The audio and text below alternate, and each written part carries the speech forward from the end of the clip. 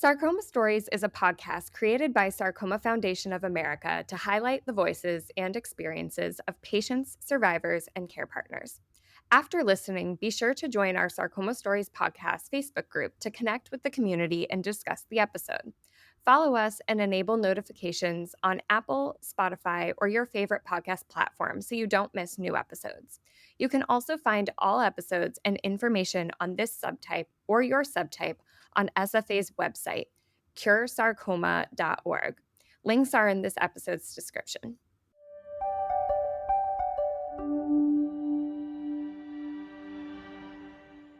On this episode of Sarcoma Stories, we're joined by actor Andrey Ivchenko as he shares his powerful journey through a chondrosarcoma diagnosis.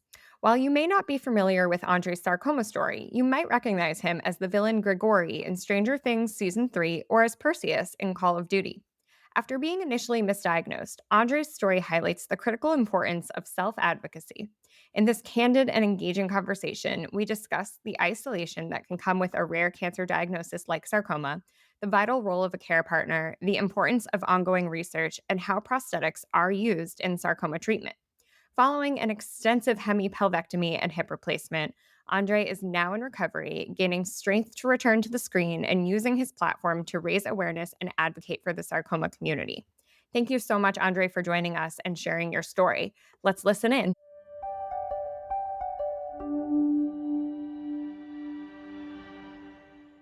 Welcome to Sarcoma Stories, and welcome back if you are a regular listener. My name is Tasha. I'm one of your hosts.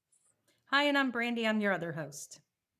And today we are joined with Andrey Ivchenko. Andrey is here joining us to talk about his sarcoma story. You might be familiar already. Andrey is most well known as the villain Grigori in season 3 of Stranger Things. And perhaps you may also know him as Perseus from the popular video game Call of Duty. We are so thrilled to have you here today, Andrey, to share your story. And I was thinking before this podcast, at the time of my sarcoma diagnosis, Stranger Things season 3 was one of the shows I was watching during my chemo treatments with my little sister, which is wild. Would you like to tell us a little bit about how your sarcoma story started? Yes, in 2024, I started to feel a little pain in my right hip.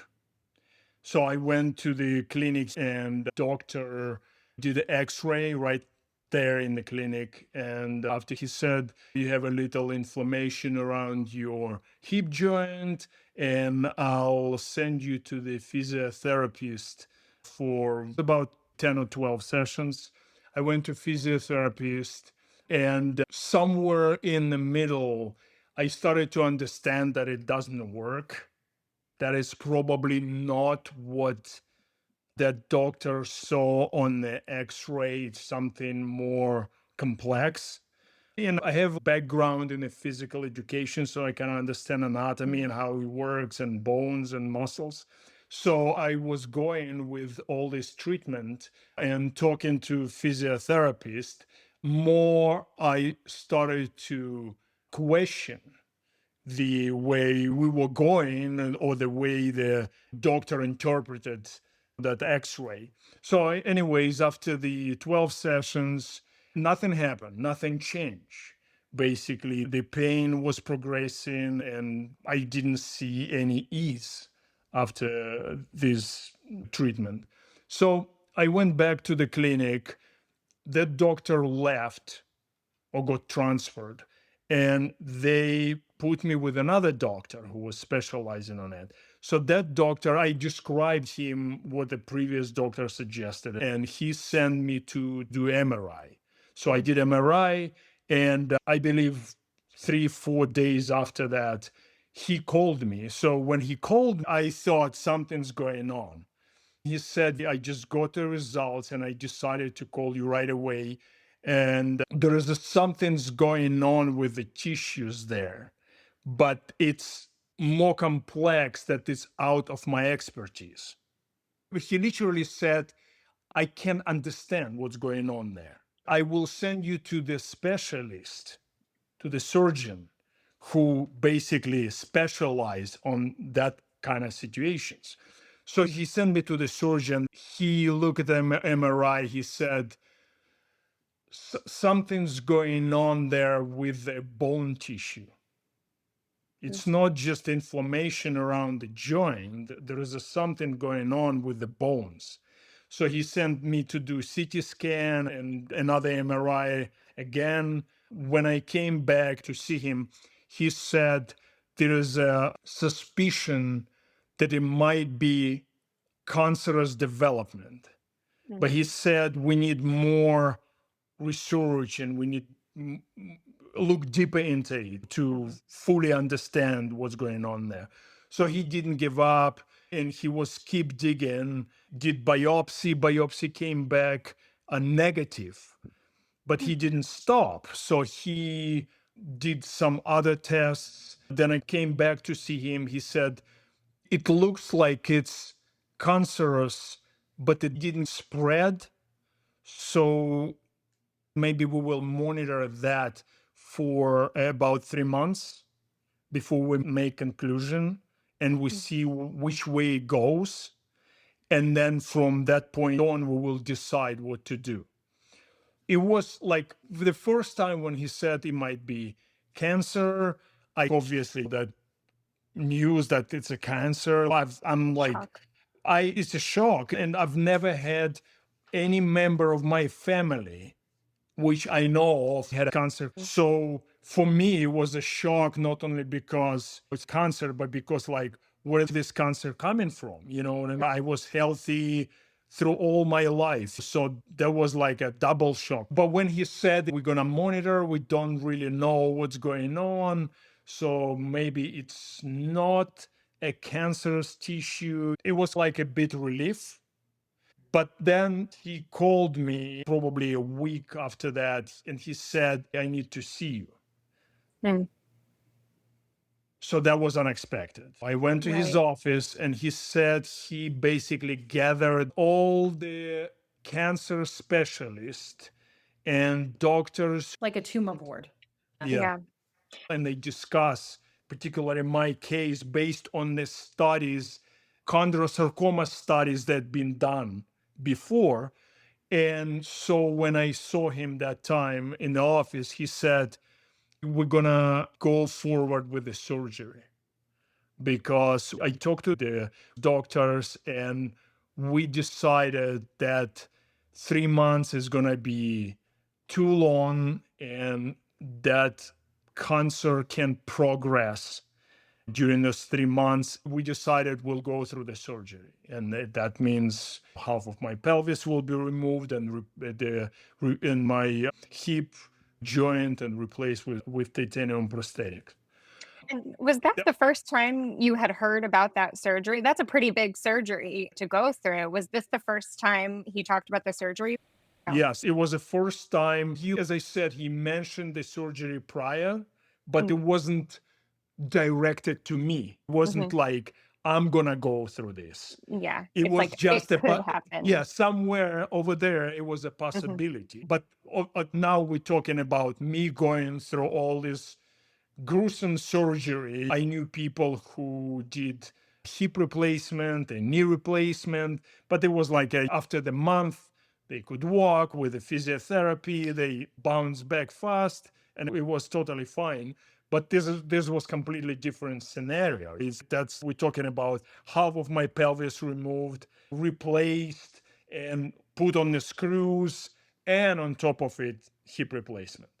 So it was another shock, even bigger shock than I had before.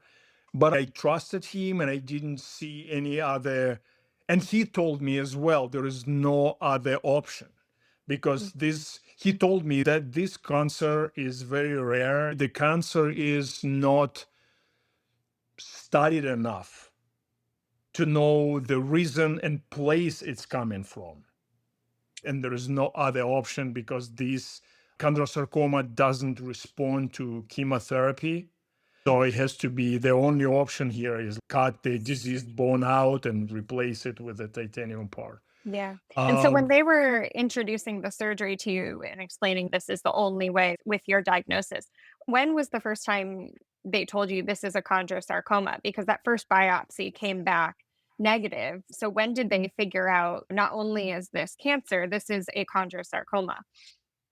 Yeah, actually, about biopsy, I didn't mention. He sent me to do first biopsy. And they Mhm. did like a regular, they put the needle through the thigh. When the result came back, he said he didn't get what he wanted to get. So he said, I will do it myself. Wow. So the second biopsy was really very invasive. He drilled my hip on the side, not through the front. Oh my gosh. Yeah, so it was pretty brutal, I would say. I've never went through that kind of test. Yeah. It was so brutal that after that, I have to walk 6 weeks on a walker without putting any weight on the right leg. And this is before your surgery Oh, even. it's So before my way surgery. Yeah. yeah. So after the second biopsy he did himself, he got the result, and that's when Mm. this real thing came out. When did No, they were going to monitor it? Was this before the second biopsy that they were just going to yes, monitor for 3 yes, months? yes, Okay, yes. okay, It was yeah. before the second biopsy. And I think it was before even first biopsy. That was the very first conclusion he made based on CT scans and MRIs. But then, obviously, as I said, first biopsy didn't work out. He just didn't believe. Thank God he didn't settle with the first result. Like some doctor would say, hey, look, there is nothing there. So let's just monitor it and see what's going to happen. But he didn't Right. settle. He did it himself. And after the second biopsy, the result was clear. And that's what his conclusion and conclusion of the board of the doctors he collected together, that we have to go ahead with the surgery. Mm. Yeah, it's interesting and also very lucky that they didn't say, you know what, let's just monitor it. At the beginning, that's what they were, that's basically based on the CT scan and MRI. That's what they were saying. It's luckily it's not going to spread. So if we can Mm. contain that thing inside and it's not going to do any harm to the body and organs, then we can just go with that. But yes, Mm. Yeah, likely is the word that always gives me pause is Mm. it might likely not spread, but let's try to get more of a guarantee. You are right. Made a yes, huge difference in what your journey could have actually ended up looking like. Um, absolutely. yeah. My So when journey they would be, my journey probably would be finished by now. I'll tell you Right. that. Yeah. You're right, it very well could have It been. could You're be. absolutely Well, right. I'm pretty sure it could be because when they diagnosed me first, it was a first stage. I'm like, I'm so lucky. But Mm, by the time they did the surgery, because the prosthetic has to be printed in a special facility in the Yeah. East Coast, and it takes usually 6 weeks. So it's a Right. month and a half. So by the time they diagnosed me, I did another MRI. They based on that they did a 3D scan and sent there, and it took 6 weeks there. They sent back another probably week until to make appointment. I was already on the stage 2. it Yeah. progressed very It quickly. progressed You know quickly. what I mean? Just Yeah. yeah, Yeah. And that's, I think, something you bring up here is when we say time matters with the sarcoma diagnosis, it does absolutely. matter because you don't just say, okay, we're going to have surgery. There is a preparation. And in Yep, your case, you have to wait for this 3D to hip to be printed. And before you can even get to the surgery step, time matters in that early diagnosis. And not just the early diagnosis, but the pressing for an actual diagnosis by your doctor really does make a difference and did make a difference for you. Yeah. yes, every person is very unique. Every Mm. person is like a fingerprint, like we all different. And somebody may progress slower, and somebody may notice that problem much later than I did. I think that person might detect it later when it was already on the second stage or third stage. And I think also what happens to people in sarcoma is they feel a pain, think it'll last Hmm. a couple of days, it'll go away. I know it's bothering me, but it's not that Yes. bad, so I can wait. And then when you finally go, sometimes in sarcoma, when you go, they dismiss it. Right. Oh, the Yeah. same thing you were thinking. Oh, it's just a pain. Physical therapy. Didn't they tell you just do some Yep. physical therapy? Yep. So Yep. that's what happens. Just do some physical therapy Yeah. and you should be fine. And I think that is a common journey. Yeah. A lot of people, and even I know a bunch of those people that like they don't want to go to doctor. They like, I have pain here and pain there, but I take some pills and I go on with my life. Right. But they don't pay attention to that. They don't think that might lead to something more serious, just Mhm. little pain. Yes, you're right. You are very proactive in knowing your body and saying, this isn't right. I'm going to go to the doctor. And then when you were going through the physical therapy and trying to work that out, you knew this isn't working. It's not Right. getting Yeah. better. We need to do Yep. something else. And that is a real sign of self advocacy, which we at SFA promote for patients to really speak up for yourself and ask for what you need. Even before the surgery, in between me finishing physical therapy and going up to the point where my surgeon said, we're going for the surgery. It's in between those two events, it's countless appointments with the surgeon and doing Right. MRI. And you have to wait 2, 3, 4 days for MRI to be sent to the office. And then you meeting the doctor, and then he's asking for CT scan. And it's the same story. It's 4 or 5 days here or there. It's, oh, you look, it's already 4 months past. Yeah. Before they even said, okay, now we certain about this problem and when we're gonna operate. From that point on, you'd looking in another like 6 to 7 weeks before they schedule surgery. Right. Yeah. And in between, you've had no treatment whatsoever No, because there's because no, no yeah. treatment, exactly. Yeah. Yeah, there's no Right. treatment. So when the doctor brought up the surgery to you, was it more, okay, you're going to have surgery, or was it, you're going to have surgery and it's going to be really complex? Let me tell you about it. Yes. We had a lot of conversation about it because I'm very active in my life, in my career. I definitely didn't want to lose that. I needed to be fully functional and return back to my active life. I understand the limitations it might have, certain in the gym and the physical activities, but overall, I wanted to return to normal life. Right. And we discussed with the doctor a lot. And my surgeon was saying, as any surgeon before any surgery would say, that after you recover, it might be some complication like limping, or your nerve will be affected in your leg and you won't feel certain part of the leg, or you will walk downstairs funny. And there's the things like that. And so I was expressing my desire, I would say, how I want to be after the surgery. And that Yeah. crucial for me to be to completely recover and return back to my active life.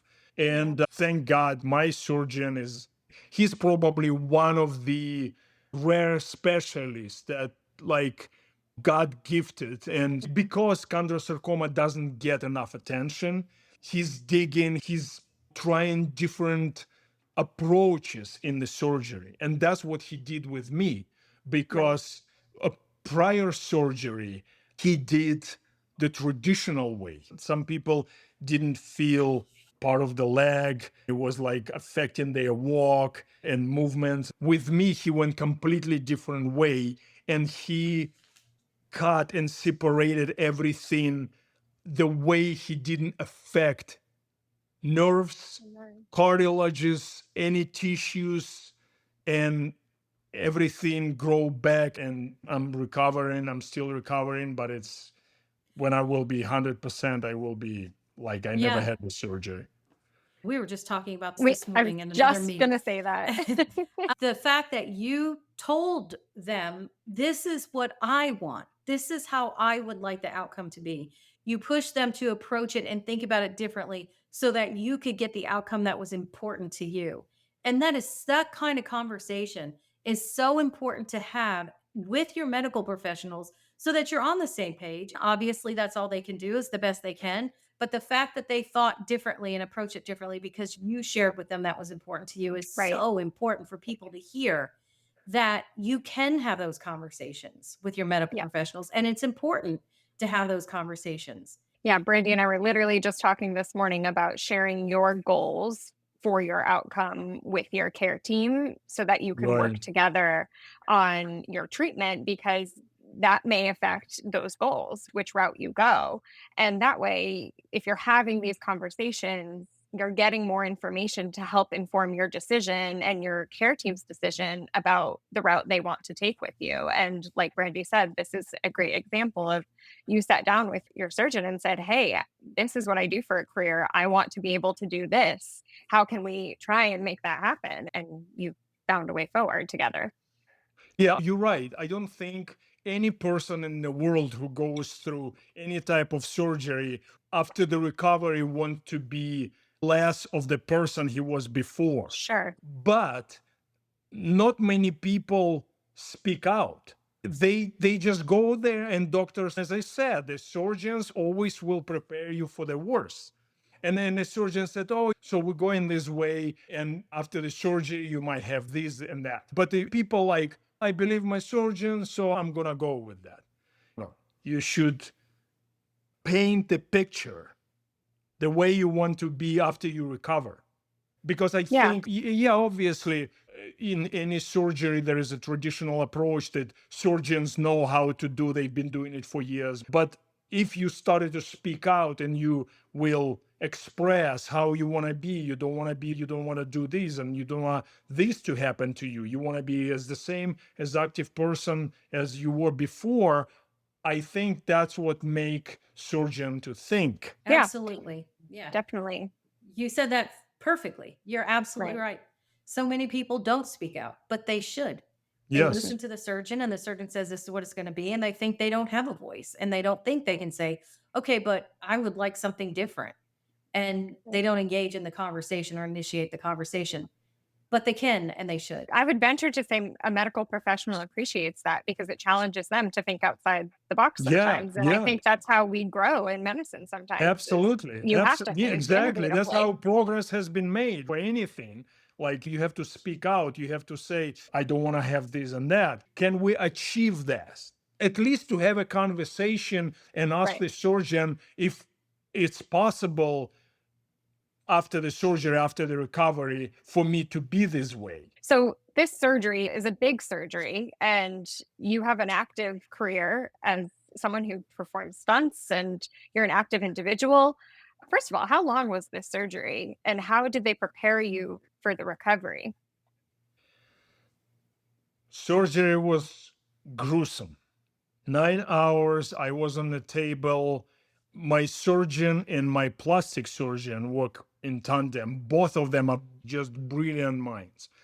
Me and my wife, we went to the hospital before the surgery preparation. I went through a lot of hardship in my life. So if that problem occur, I'll just shut down myself and I'm going with it. So we went there. They took me to the preparation room. And while I was in preparation room, he came, talked to my wife multiple times. Then when I'm almost was ready to go to the surgery room, he came right before the surgery. He came and told my wife, "We're going a different route." Oh, wow. He said before the surgery, he said to me, "I was thinking about you and this surgery all night prior to that, how to do that." That's what he told me. But then, right before the surgery, he came out. Last time he came out to see my wife, he said, "We're going different route."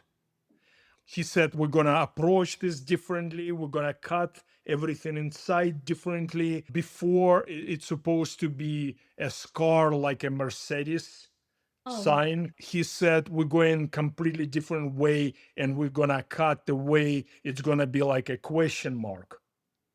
And because that way, he said, we can go around nerves, connective tissues, we can cut the muscles the way it's less harmful that with a Mercedes sign approach.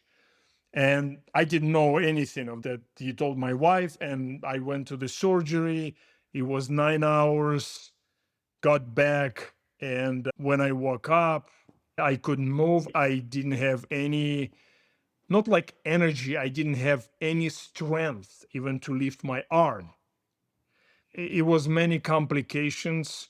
During the 16 days I was in the hospital, like a week in ICU, and then in a trauma ICU, and then just a little bit over a week in not a regular room. What they explained to me is like in between ICU and the regular hospital, and then Yeah. they kept me there for about a little bit more than a week. And there was a complication with my stomach, which is happens with any patient that been in a freezing room for that long period of time. I think it calls ileus.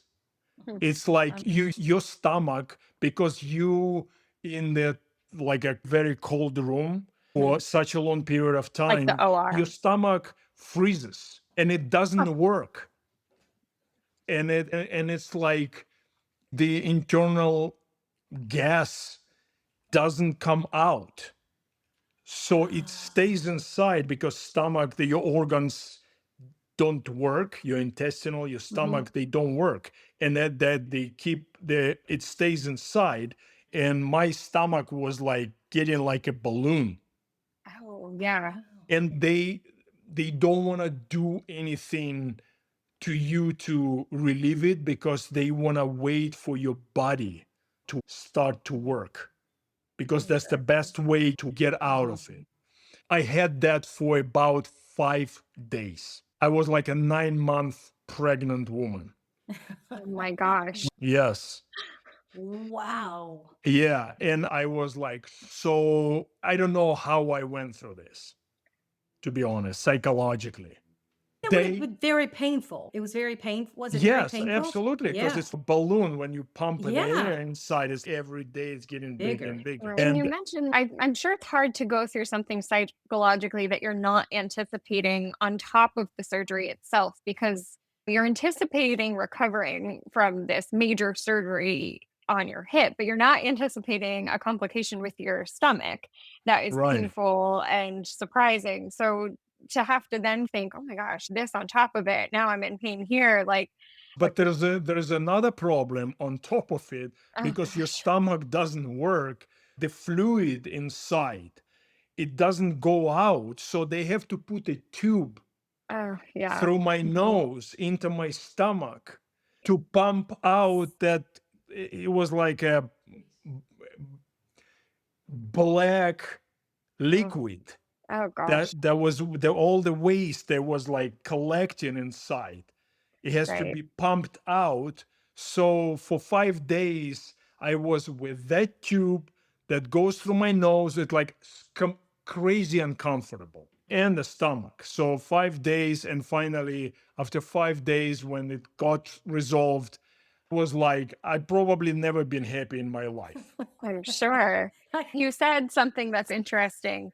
You said, I don't know how I got through that mentally. And I think people hear these kinds of stories and think, oh, I could never. And I always say to people, you don't have a choice. And when you're in it, you just find a way. So how do you think you found that way to go through that?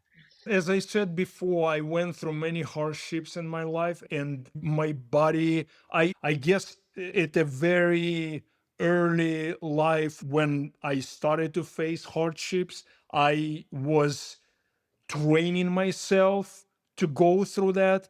But Mm. with the time, my body got that ability, training, get used to it, that like in the situations like this, I just shut down and I just go through that. I just Just go. tunnel No, vision. yes, it doesn't matter how hard it is, how painful, I just go through that. And obviously, huge thing of me going through all of this and coming out, it's because of my wife. She was with me for 16 days in that hospital. She slept on the little couch there, and she was there basically 21, 22 hours out of 24 every day. She had 2.5 hours, got back, get something to eat, collect some stuff for the next day, and go. During the day when I was sleeping, she wasn't sleeping.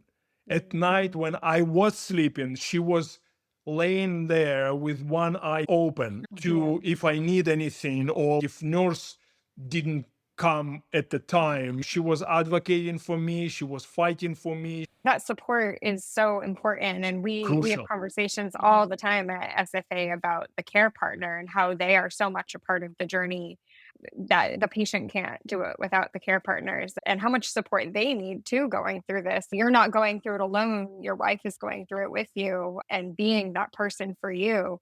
So that's something we're very focused on, is making sure that the care partner feels supported too and equally informed. I'm thinking as you're talking about her, that moment that the surgeon comes out right before they start your surgery saying, "Hey, we're going a different route." In my head, I was thinking that's like a Grey's Anatomy curveball. Derek Shepard's up all night thinking about this surgery. I'm like, here's the real You life you're Derek watching this Shepard TV coming show, out. you're watching this TV shows, you don't think, in real life it would never happen like this. Right And here it here, is. Yes. I right, literally like, hey, they running me into the surgery unit, and he's coming out, and he's okay, we're going different route. We like I doing different approach to that. Graham Brandy knows I'm a big Grey's Anatomy fan. I'm thinking of Derek Shepard with the tumor on the wall, Yeah. thinking about it all Right. night, drawing Right. out all the different Yes, routes No, you can yes. carve it out. exactly. So he comes out and says to your wife, "Here, we're going another route." And she then has to be the one to be your voice while you're back on the Yep. table. And it's equally as important as the patient being informed is the person who's caring for them feeling supported as well, so that they can be there for that person. And make that Yeah. decision. Did all legal papers and everything Yes. before, you know what I mean? Right. Yeah, sign off. Yeah, I yeah. mean, I sign off that's my life. She's now can do anything. If she wanna go to my bank and withdraw the money from my account, she can. You know? oh my gosh. Oh wow. I It's mean, funny. it's really such an intense surgery. I just want to be very clear about, you mentioned they also replaced your hips, but it Mm. wasn't just a hip replacement you No, received. no, no. So can you talk a little bit about exactly what they did? Because I know that I have heard the term bionic man that people have referred to you as. So can you go into that a little bit?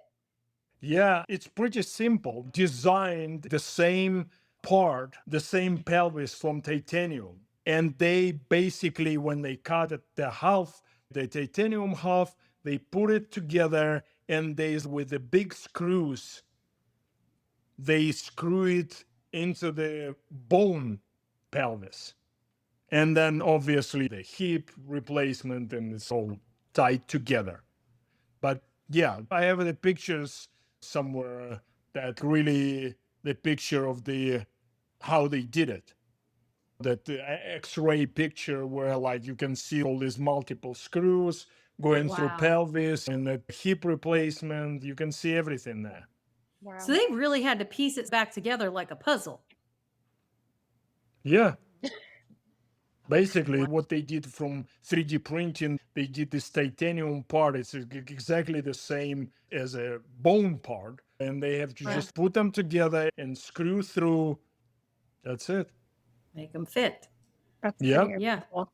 It's amazing because it's not just one size fits all. Right. They have that titanium prosthetic part and they just like shove into you, no matter you're like 6 feet tall or you're like 5'2", it just goes there. It's a custom made. It's like they have to go through all this process, MRI, then 3D printing from the plastic. Then that part goes into facility and they receive that part and they already design and put together and whatever the mold or whatever they do from titanium.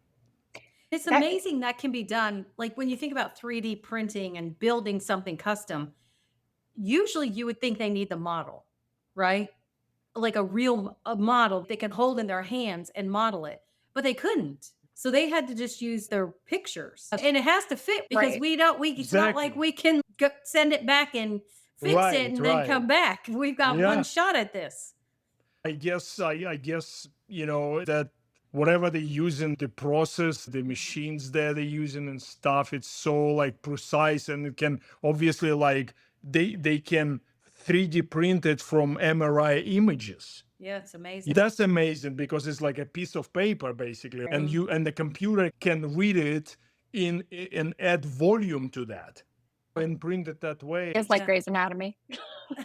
Yeah, it is fascinating. Actually, my physiotherapist, he's who I'm working with now. I think he's 96 years old, and he did the same procedure, but it was like 20 years ago. Oh, Wow. He doesn't have that. What they did, they cut half of his pelvis and he put the rod there. They put the rod there, metal rod. And let's say this is two hips, right? From the waist down, hips and the legs. He doesn't have that normal natural curve. He got dent Oh, in his interesting. hip. The engineering wasn't there. Like 15, 20 years ago. yeah. They couldn't do it because they didn't have the technology. And on top of it, his leg is, I think, like he said 5 or 6 inches shorter. Wow. So he has to wear the Like an platform. elevated Yeah, elevated platform shoe. Yeah. But it tells you how, and my surgeon said, if you went through this surgery 10, 12 years ago, you wouldn't be the same. I never thought before about engineering, about those people working on developed better and more quality product for human being to move freely, like that the joint never was removed. It's still there, but it's like titanium. I never thought about it before, and now I started to think after this surgery, I started to think how much effort and money in the research put into, forget about medical aspect of it, just the engineering, people who work solely on these prosthetics. It's crazy to me. Yeah. It's amazing. I was going to say it really highlights the importance of the research. Like you said, not just the medical research, which equally you're talking about having a chondrosarcoma where there isn't a lot of known. There's still so much to learn. So that's important. But then equally important is the prosthetic research and the engineering. And it Absolutely. really highlights how much time and energy and resources goes into it and how much funding is needed for these things to bring people an outcome like yours as time goes on. Like you said, 10 years ago, this wouldn't be your outcome. And if we want even better outcomes in the next 10 years, we have to continuously be investing in this research and these advancements. Absolutely, absolutely. Because with, let's say, different type of cancer, if we talk in financial aspect, right? The money goes into the research how to heal the cancer and to improve chemotherapy, right? There are all these cocktails. But in this case, because some of chondrosarcoma, they can be treated by chemotherapy. So in this, if it just any cancer has two branches, right? This chemotherapy cocktail and research how to kill the cancer. The chondrosarcoma has like basically three branches. Also chemotherapy, also how to not to kill the cancer, but how to eliminate the cancer. The different approaches in the surgery. And the third branch is prosthetics. Prosthetic. Yes. That's in my head, it's a bigger cancer. Yeah, because we talk about this with sarcomas in general. It can be not even just a chondro subtype, it can be other subtypes. And we've had other guests on here that also had to have prosthetics because, as far as we've come in medicine, in sarcoma, even an amputation is a real thing. Yeah. And sometimes that's the only option people have. And so they also are very reliant on the prosthetic. And we've had conversations even on this podcast about the duality of being a cancer patient, but also in the prosthetic world. So it is real interesting because prosthetics can become very much a part of the journey and Yes. maybe the ultimate end option that you have. Yes, and you're right. I actually didn't think about it now, but yes, it's not only prosthetics that goes into your body, but it's also if for amputee they have a different type of prosthetics to be functional That's because right. prosthetic goes into your body, it will be functional because it's surrounded by muscles and connective Right. tissue. So you have developed those muscles back again for your prosthetic inside to work, but it's up to your body. For amputee, that prosthetic has to be robotic for you to function in real life, for that prosthetic to move and grab the cup or whatever, like for you to feel like you, okay, I'm can do what I've done before. As a matter of fact, we had a guest for this podcast that a law enforcement officer, and they had to amputate his foot.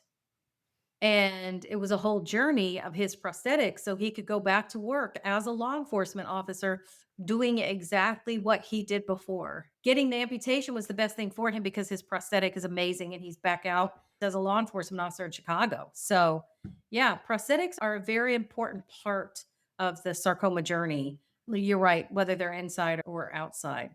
Where are you now in your recovery phase?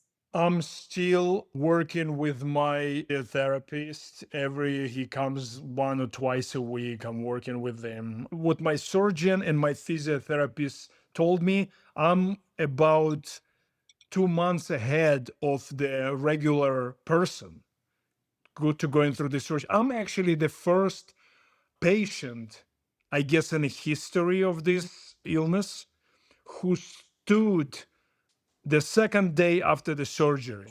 My surgeon said this is like a first patient in the country, like in this field, that could stand after the second day after the surgery. I started to work out with a physiotherapist right in the hospital. They come like a few times, and it was like really hard. You don't feel your leg at all. But as I said, I'm 2 months ahead of everybody, and I'm working with one crutch already. I can do without any assistant. I can do maybe 5 steps, 4 or 5 steps back. My muscles are coming back. It's still there work to be done because I'm a little bit limping on the operated leg, but everything is the same length. It seems to me like this leg is a little bit shorter because of the muscles.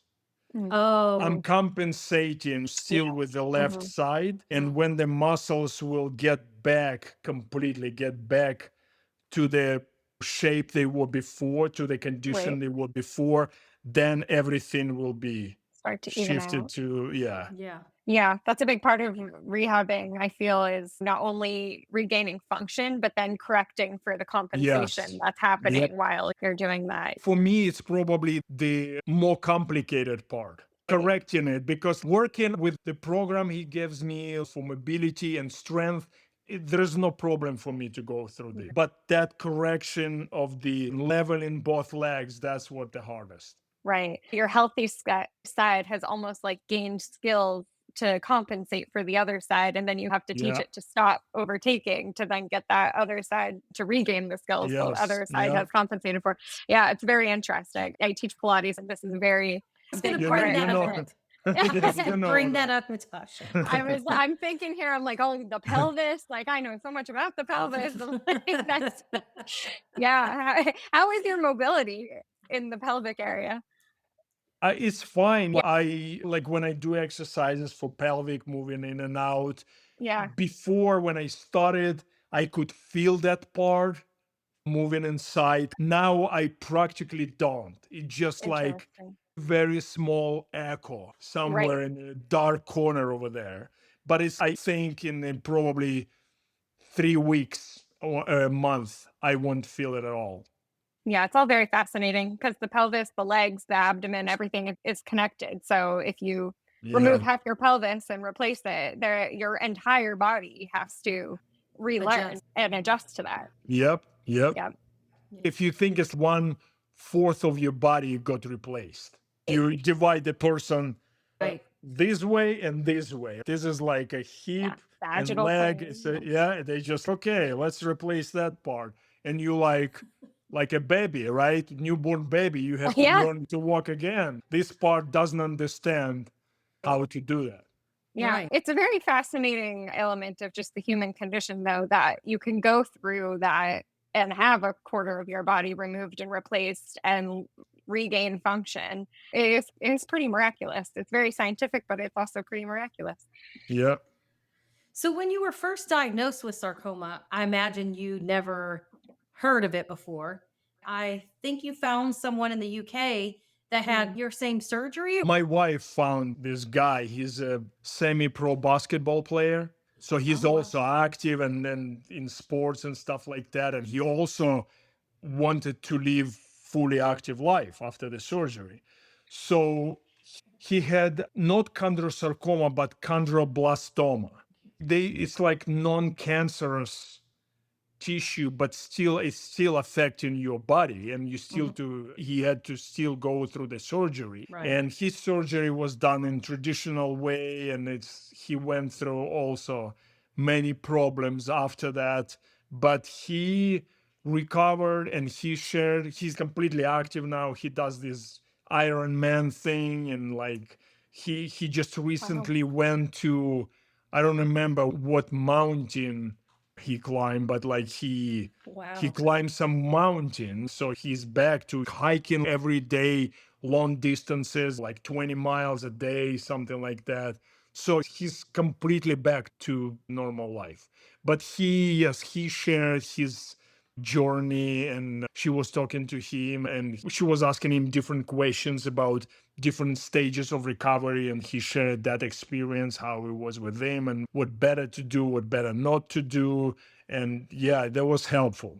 That was helpful in also on the level that there is no communities with Yeah. chondrosarcoma. Like I'm sure like any other cancers, there's probably like a millions of those groups. You can go and people share experience. It's hard to gauge, especially, oh, I've never heard about it before. Oh, it's one person out of 200,000. It's that rare. So what's gonna happen? How you deal with that? That's a big motivating factor in starting this podcast is how often we hear from people saying that their diagnosis is isolating. They've never heard of somebody else having what they have and wanting to hear from people and those Yeah, personal stories that you're not alone. And there are other people out there who exist with and have gone through challenges that you're going through now. And I think that makes a big difference in the patient journey of just knowing you're not going through this alone, even if it feels like you are the only person in the world going through this. absolutely. And for your confidence as well. You dealing with something you never even heard before. You've Yeah. heard about different type of cancers, and you heard from people saying about those cancers, how like their friends recover or how the people they know they recovered. So you have certain picture how it goes. But there is like when you hear about something that you never heard before, and you're thinking like, how I'm gonna deal with this. Yeah. There is no Totally. information out there. Mhm. Mhm. It sounds to me from hearing you talk and just from what I know from our engagement before coming up to this podcast recording is the role that your wife played. I know we talked about her being in the hospital, being that advocate and being the caregiver, but it sounds like she was an amazing advocate throughout the entire journey, looking for information and being a part of the entire journey with you, and which allowed you to focus on the recovery. And she is going to help talk to the medical professionals and have someone that you can make decisions with and have a conversation with. And it sounds like she has been a real fierce advocate for you and for your journey. Absolutely, yes. She made everything stress free for me. You facing a lot of stress when you wake up after the surgery. Or I will do this, or how I will do that, or how I'll go to the bathroom, or how will, it's overwhelming. Suddenly simple things that you never thought through your entire life becoming like, wow, how I'm gonna do this. Like Right. this in my situation now, this is like almost impossible.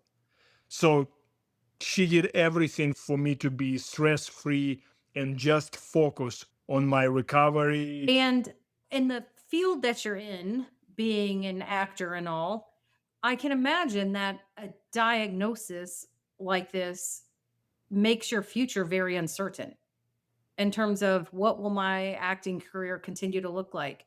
Like people I know, people I'm close to, I let them know in advance that I'm gonna go through the surgery and what's gonna happen, and they will be very long recovery because I knew recovery is gonna be about a year. So they knew those people supported me, and through all my journey, after the surgery and when I got released from the hospital, and still now with the industry, you don't announce anything. I just, at the point where I am right now, I'm obviously like, I don't do any auditions right now because what's the point? I will take as long as I need to recover. And after that, I will go back and I will do what I've done before. It's beauty of this industry is it's not 9 to 5, so you don't have to. Right. Nobody's gonna fire you. It's you don't have Yeah. to report to boss and say I cannot function next year. Sorry, replace me with somebody, and then I come back. So that's the beauty of this business. But yeah, I'm just focused on recovering, and as soon as I recover, I will get back to what I'm Figure it doing. out from there. Yeah. And Well, maybe who knows what the future holds? That you're going through this journey, you're focused on the present and figuring out the present, and you'll take things as they come. Yep. Yep. That's what I will do. I'm at the stage where I'm like only focused on my recovery, yeah. and it slowed down as any process. At the beginning, it was fast. After you Mhm. released, after the hospital and started to work with the physiotherapist, just progress every day, and it's significant for them. Maybe like couple of months, and then it slowed down, and you're like, it's gonna take longer. I want to be already fully function right now, but it is what it is. It's a process, and process takes time, and Yeah. so just That's a good focus point. on yeah just focus on this right now and try Yes. not Yeah. to think anything else. That's a very good Yeah, point. that's a good way to approach it. I will ask our last questions then. We always end with two questions that are always similar in every podcast. So the first one is if you could tell our listeners anything, one message, what would your message be to them? I would say appreciate your life, appreciate your health, be appreciative to what you have, your health and your life. That's a good one. And then, other question, if listeners wanted to connect with you, they wanted to follow along on your journey, where can they find you? I have Instagram at the Andrey Ivchenko. I have threads also at Andrey Ivchenko, and I have Facebook at Andrey Ivchenko without that V, just Amazing. We Andrey will Ivchenko. link it all. Yeah, we'll link it all in the notes to make it easy for Thank you. everybody. Yeah. And they can go play Call of Duty and hear this iconic voice. Yeah. Exactly, exactly, Yes. This They exactly. can go watch iconic voice. Stranger Things, Stranger That's Things, Sing right. the That's right. Virgin. yes, Oh man, Sing the Virgin Lucifer, was a That's right. anything. It's binge a watch. whole list. It's a Yes. whole Yeah, list. And check out the IMBD and then you'll get the whole yes, list. yes. Whatever you want to do. And by the time this releases, they can also come to the Stand Up to Sarcoma Gala, where you will be Exactly, one of exactly. Yeah, our honorees there this year, which is that's right. amazing. The Yes, Amira Eunice Bridge absolutely. And Award. bring the people with money. Fun. That's right. That's right. If there's Yeah. one thing we heard through this discussion is we need more investment for sure Yeah. in research and we need more awareness 100%. Andre, thank you so much for coming on and sharing your story and speaking to that need for more awareness and more research. Thank All you right. guys, appreciate it. See you at Uh, the gala.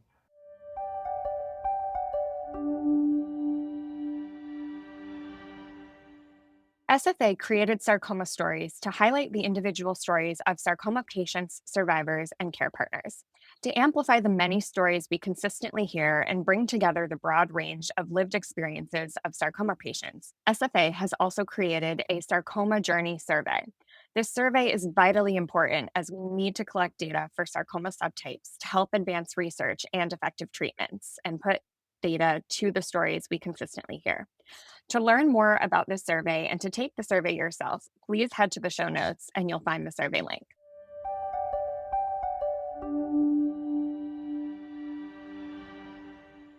Thanks Thanks for joining us today. Did this episode resonate with you? You can join the discussion about this episode in our Sarcoma Stories Facebook group, linked in the show notes. If you found this podcast helpful, your feedback is incredibly valuable and helps to create more awareness about sarcoma while sharing vital resources with someone who may need it. Be sure to leave a rating and review. Thanks for listening, and we'll see you next time.